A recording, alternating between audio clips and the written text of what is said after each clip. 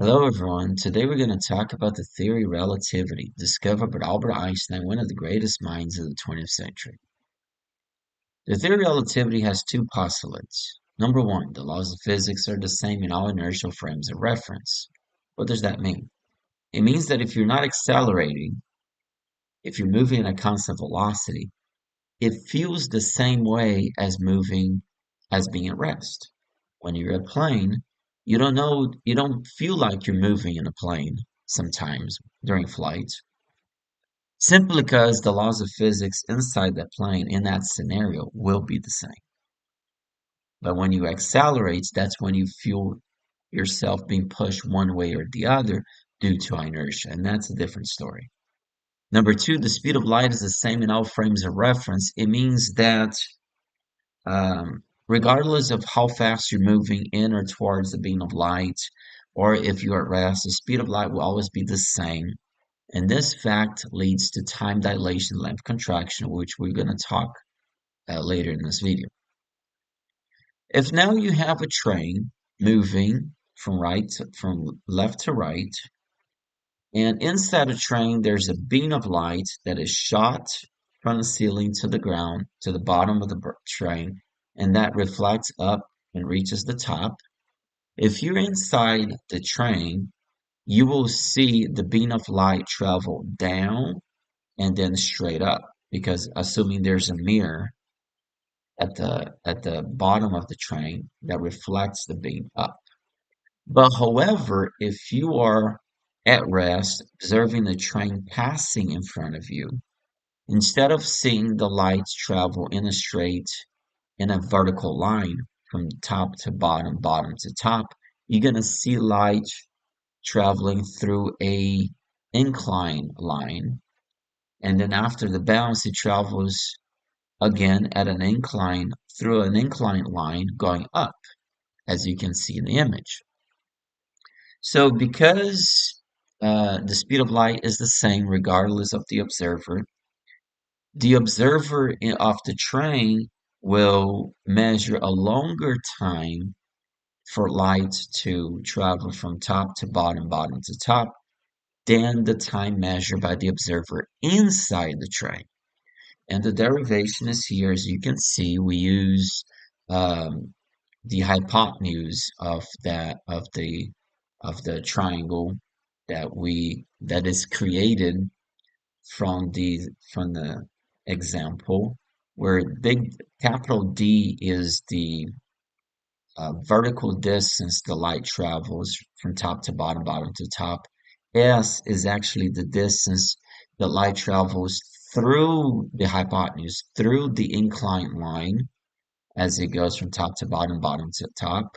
And L is one length, is L is the horizontal displacement of light halfway through its course towards back to the top. So, and this shows that, and this we call this equation that we derive is called the Lorentz factor.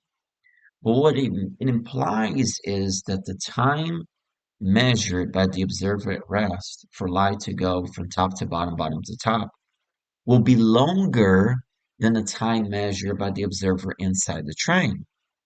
In other words, when you're moving at a certain speed, or the closer you get to the speed of light, time will flow slower for you than it will flow for the person at rest outside of the spaceship or outside of the train. What does that mean is that if you're inside the train or if you're inside a spaceship moving, you will think time is flowing naturally for you. You're not going to be feeling like in slow motion or anything. But then if you travel far enough and for a longer period of time, time will go slower for you overall. Like you can say, well, I've been traveling for 1 hour, and the person at rest that observed your trip, maybe through a telescope or whatever, will say, no, it hasn't been a 1 hour, it has been a month. So there's a discrepancy there, which can be explained through the Lorentz factor. And the same thing can be applied with an example of light being with a laser of light being sent from the back of a train to the front and from the front to the back, and there will be a time difference um, for how long will this take? How long will it take for light to go from the front of the train to the back of the train compared to the person observing the motion of light being outside of the train? So when you're moving in a train, or well, I wouldn't say train. Albert Einstein used an example of a train because that was the vehicle, the the machine that was very popular at this time. Today we have rockets, today we have spaceships, so we can use other examples besides the train. But the long story short, the Lorentz factor is how much longer will the observer at rest measure the time for an event to happen inside the moving object, whereas the moving object will experience time moving slower, and how much slower by the Lorentz factor compared to the person outside of the moving object at rest. So now, this also implies total energy will change. The total energy equation equals E squared equals P squared times C squared plus M squared times C to the fourth power. So basically, the energy is related to momentum of something moving and to its rest mass. According to Einstein's famous equation, E equals mc squared, mc squared is the rest mass energy of an object. It's an object at rest. So we all of our matter, all of our particles, all of our atoms and cells and organelles in our body sum up together. They have energy because they have mass. And this mass, this energy, is what we call rest mass energy. But as you move closer and closer to the speed of light, your mass increases because you are gaining energy. Okay.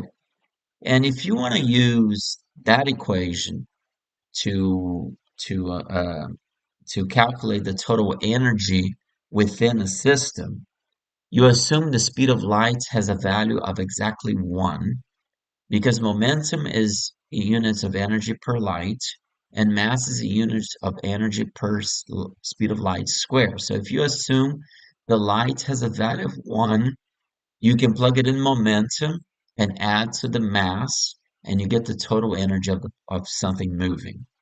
That implies that the kinetic energy of something moving is Lorentz factor minus 1, the whole thing times mc squared. As you can see, the closer you are to the speed of light, the greater is your Lorentz factor, that is your kinetic energy. And that also implies that the faster you're moving, the heavier you become, which means that because you get heavier and heavier as you get closer and closer to the speed of light, that means that that's why it's impossible to travel at the speed of light, because that would imply an infinite amount of energy and an infinite amount of mass, which is not possible.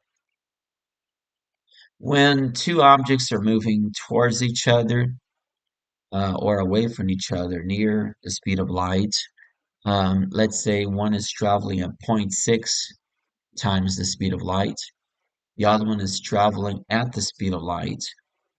Since nothing can travel faster than the speed of light, so it's wrong to assume that you would add 1 plus zero point 0.6, and then they would be moving at 1.6 times the speed of light relative to each other.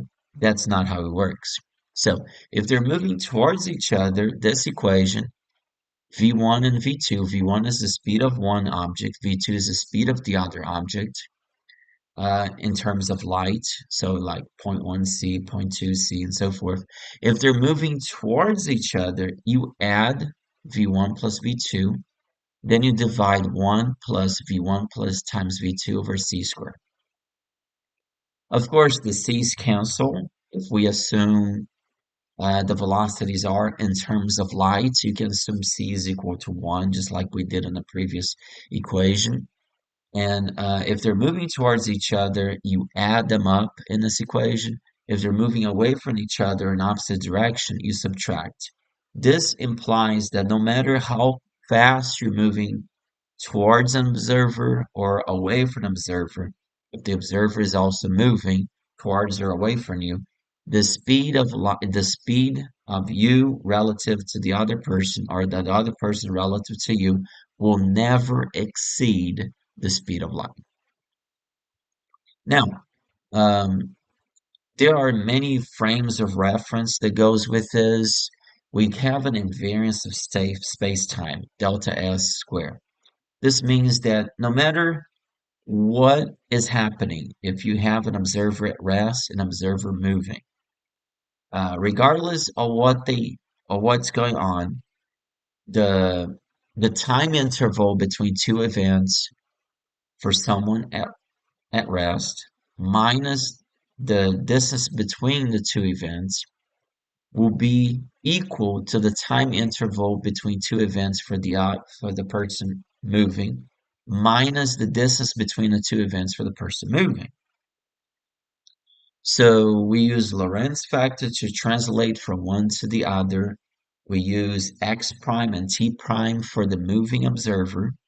X prime is the distance between 2 points for a moving observer, and t prime the distance in time between two events for the moving observer. And x and t you will use for the distance between two events for someone at rest, and t is the distance between when two events happen for the person at rest. V is the speed of whoever is moving, and if you want to use this equation, you once again assume the speed of light is equal to 1. And if you use space-time diagrams, you would assume that. If you're not using space-time diagrams, then you can just put the value of c equals to 3 times 10 to the 8. So this is how you, because the moving observer will not see the same thing as the person at rest because of the Lorentz factor and time dilation, length contraction that happens naturally due to the theory of relativity. Now, in the space-time diagram, for the person at rest, the CT line axis is 90 degrees to the X line of the axis position, CT is position and time. Light travels exactly 45 degrees in that. CT and X has no units.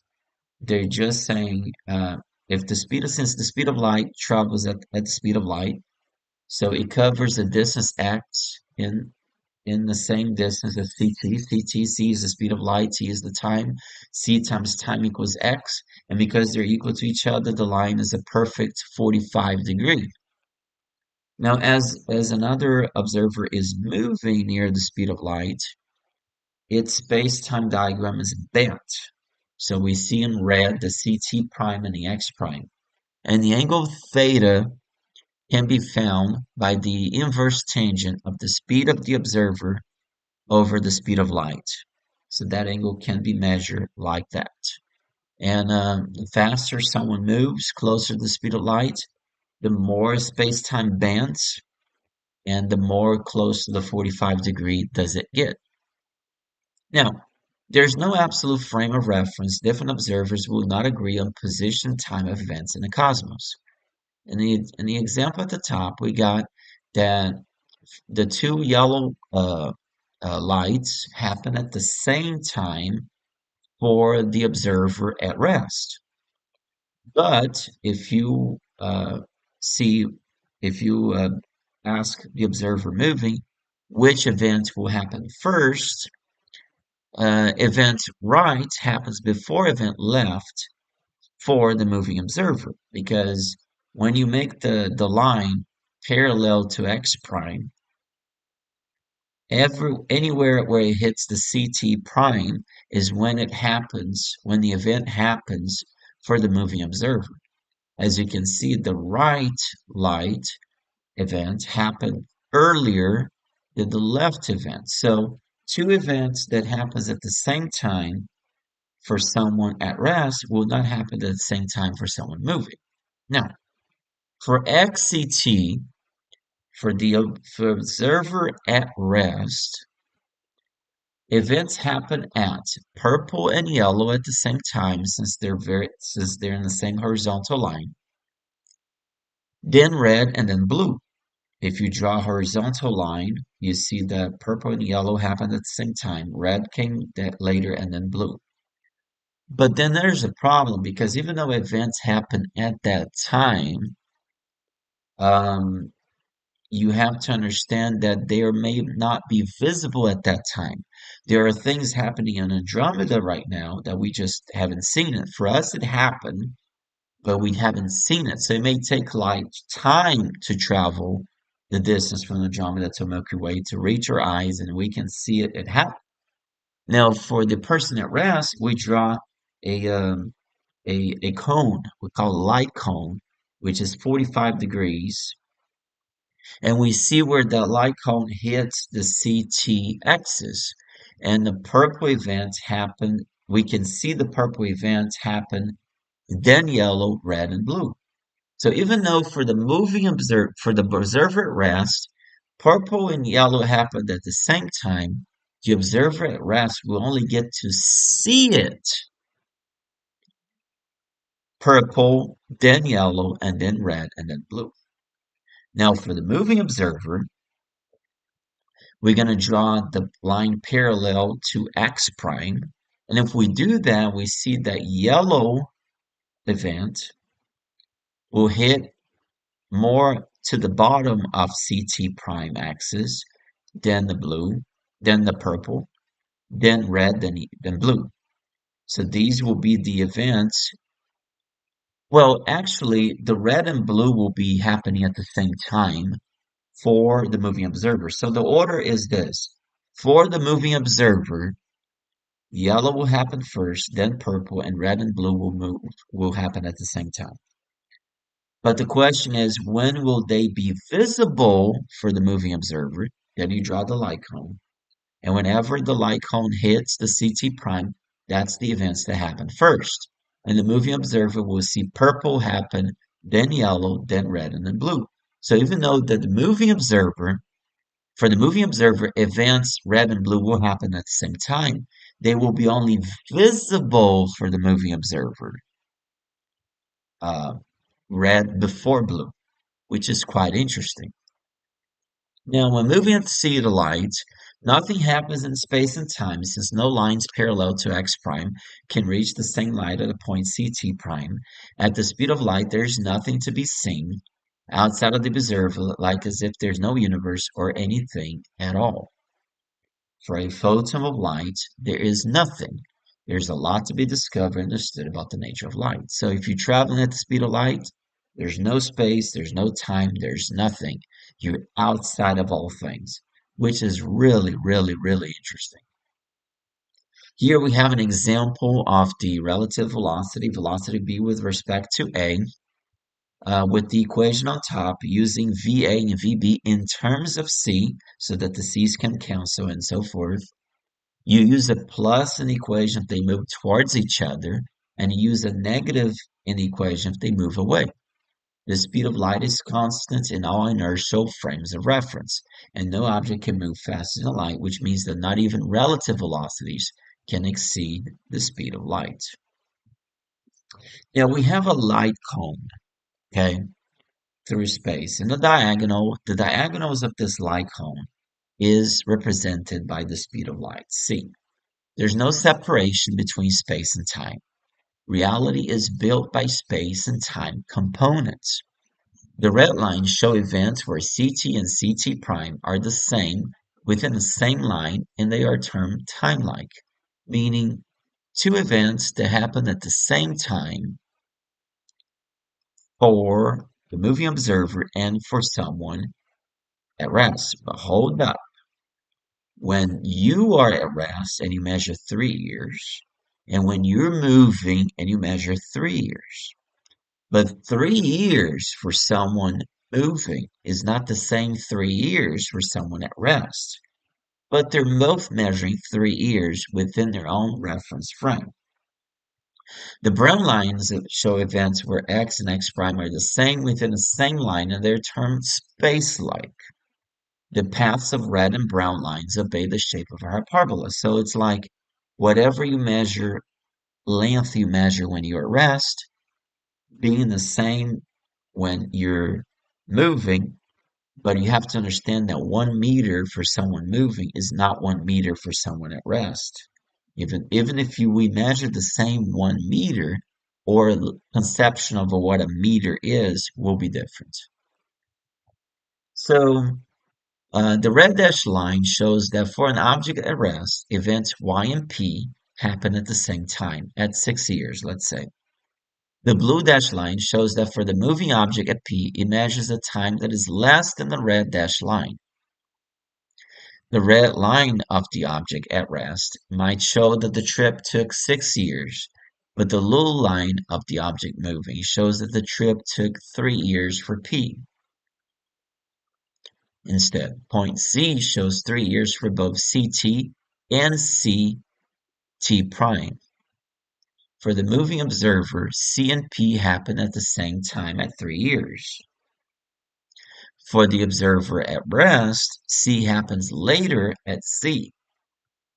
Only at Z does the clock of object at rest marks 3 years. Object at rest measures 6 years for both Y and P. Object at rest measures 3 years for Z. Object moving measures 3 years for both C and P. C for the object at rest is less than 3 years. Like I said before, the purple line represents 3 years for both the moving observer and the observer at rest. But 3 years for the moving observer is not 3 years for the observer at rest. So there's a discrepancy. Like when you say it has been 3 years, but for the observer at rest, 3 years is different. So they're not going to agree. The purple line shows when do they both mark 3 years. But 3 years for the moving observer will not be the same 3 years for the observer at rest.